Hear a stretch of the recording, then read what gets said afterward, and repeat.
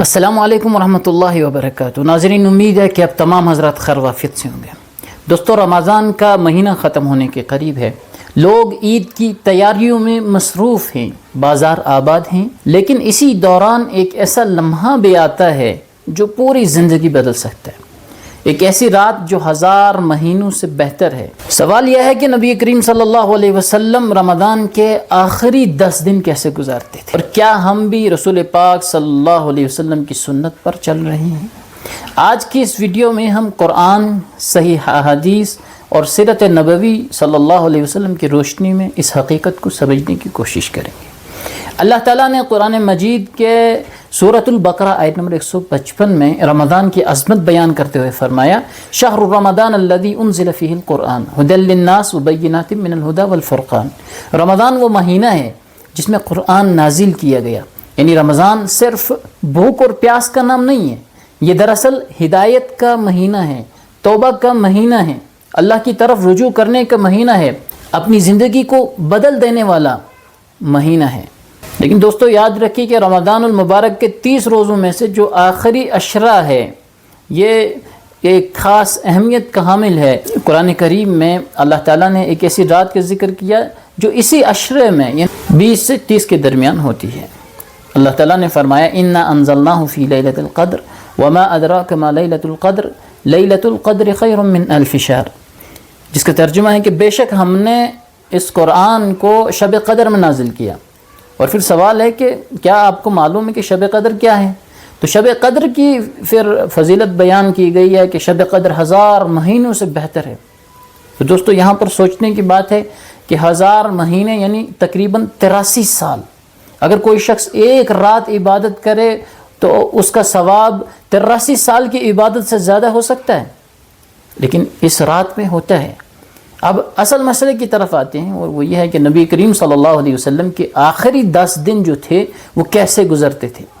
تو اس کے لیے صحیح بخاری اور صحیح مسلم کی حدیث ہے کہ حضرت عائشہ رضی اللہ تعالیٰ عنہ بیان کرتی ہیں کہ کان رسول اللہ صلی اللہ علیہ وسلم اذا دخل العشر الاواخر احیا اللیل وایقظ اہلہ وشد مزرعہ، جس کا ترجمہ ہے کہ نبی کریم صلی اللہ علیہ وسلم جب رمضان کا آخری عشرہ آتا تھا تو رسول اللہ صلی اللہ علیہ وسلم رات کو عبادت کرتے اور اپنے گھر والوں کو بھی جگاتے تھے اور عبادت کے لیے کمر کس لیتے تھے۔ یہ اہم نقطہ ہے کہ اس عشرے میں آپ صلی اللہ علیہ وسلم عبادت کے لیے اپنی کمر کس لیتے تھے، یعنی پوری محنت کرتے تھے۔ آپ صلی اللہ علیہ وسلم عبادت میں بہت زیادہ وقت دیتے تھے۔ یہی وجہ ہے کہ صحابہ کرام رضوان اللہ تعالیٰ علیہم اجمعین بھی اس عشرے کو بہت ہی سنجیدگی سے لیتے تھے۔ اب اسی رمضان کے آخری عشرے میں نبی کریم صلی اللہ علیہ وسلم ایک خاص عبادت کرتے تھے، اور وہ عبادت ہے اعتکاف۔ حضرت عائشہ رضی اللہ عنہ فرماتی ہیں: کان النبی صلی اللہ علیہ وسلم یعتکف العشر الاواخر من رمضان، نبی کریم صلی اللہ علیہ وسلم کے آخری عشرے میں، نبی کریم صلی اللہ علیہ وسلم رمضان کے آخری عشرے میں اعتکاف کرتے تھے۔ اب سوال یہ پیدا ہوتا ہے یہاں پر کہ اعتکاف کا مقصد کیا ہے؟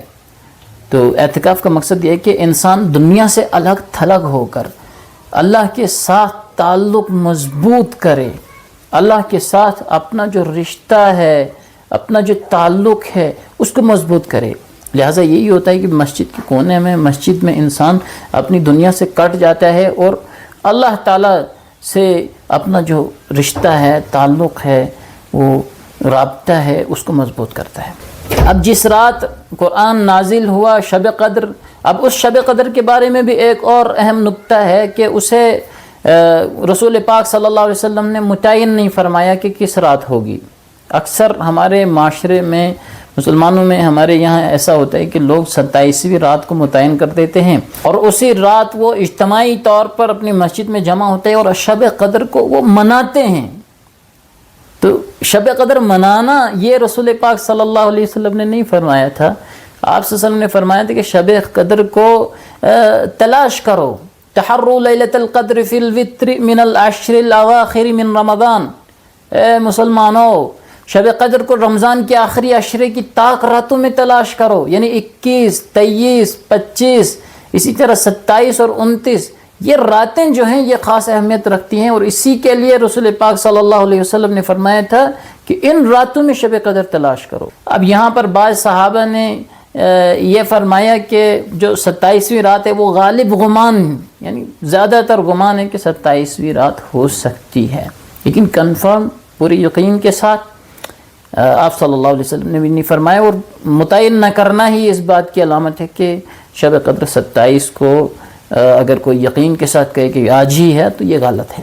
شب قدر کو تلاش کرنا ہے، وہ 21 کو بھی ہو سکتی ہے، وہ 23 کو بھی ہو سکتی ہے، اور وہ 25 کو، 27 کو، 29 کو، کسی بھی رات وہ شب قدر ہو سکتی ہے۔ اور جس کو یہ شب قدر حاصل ہو گئی اسے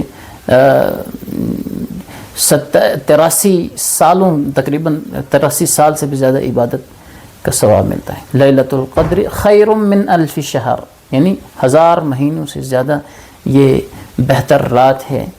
تو اس کے لیے کوشش کرنی چاہیے کہ ہر طاق رات میں انسان جاگے، اللہ کی عبادت کرے، دعا کرے، اور یہ جو ساری چیزیں ہیں یہ ایک ہی جگہ اپنے گھر میں انسان کرے تو یہ زیادہ سنت کے نزدیک ہے۔ اس کے بعد ایک اور بات ہے کہ وہ حضرت عائشہ رضی اللہ عنہ نے ایک بار نبی کریم صلی اللہ علیہ وسلم سے پوچھا کہ اگر مجھے شب قدر مل جائے تو میں کیا دعا پڑھوں؟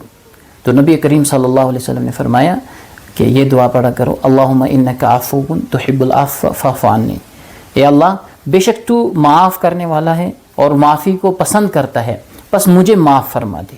تو یہ دعا اس کا بھی ورد کرنا ہے۔ تو یہ رمضان کے آخری جو 10 دن ہیں ہماری زندگی کو یہ بدل سکتے ہیں۔ ہو سکتا ہے یہی وہ رمضان ہو جس میں ہماری توبہ قبول ہو جائے، ہو سکتا ہے یہ وہی رات ہو جو ہماری تقدیر بدل دے۔ اسی لیے اس عشرے کو ضائع نہ کریں، اور ہمیشہ یہ یاد رکھیں کہ لیلۃ القدر خیر من الف شہر، شب قدر 1000 مہینوں سے بہتر ہے۔